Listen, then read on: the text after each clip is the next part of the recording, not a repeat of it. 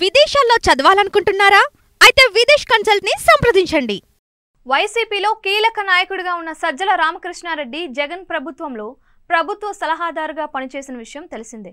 అయితే ఇప్పుడు ఆయనను పార్టీ బాధ్యతల నుంచి తప్పిస్తున్నట్లుగా వైసీపీ వర్గాలు చెబుతున్నాయి.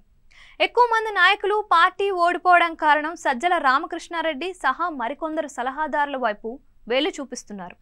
మరి ముఖ్యంగా సజ్జల రామకృష్ణారెడ్డి వల్లే తాము టికెట్ కోల్పోయామని, అదేవిధంగా తమపై లేనిపోని ప్రచారాలు చేశారని కూడా భావిస్తున్నారు. ఈ నేపథ్యంలో జగన్కు అనేక మంది ఫిర్యాదులు చేశారు. సాధారణంగా సజ్జల రామకృష్ణారెడ్డిపై ఆది నుంచి కూడా వ్యతిరేకత ఉన్న విషయం తెలిసిందే.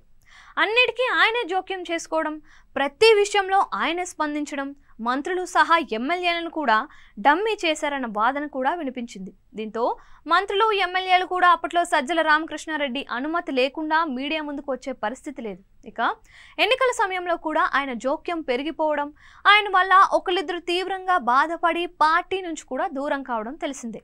ఇక అనేక మంది టికెట్లు కూడా కోల్పోయారు. ఈ పరిణామాలు పార్టీలో అంతర్గతంగా చర్చకు వస్తున్నాయి. అయితే ఎప్పటికప్పుడు సజ్జల రామకృష్ణారెడ్డికి జగన్కు మధ్య ఉన్న అనుబంధం కారణంగా ఆయన పార్టీలో చలామణి అవుతూ వచ్చారు.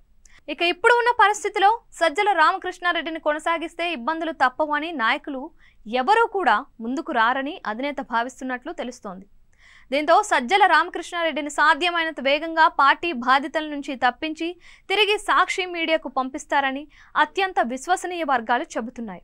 గతంలో కూడా సాక్షి మీడియాలో డైరెక్టర్గా పనిచేసిన సజ్జల రామకృష్ణారెడ్డి పత్రికను ముందుకు నడిపించడంలో కీలక పాత్ర పోషించారు.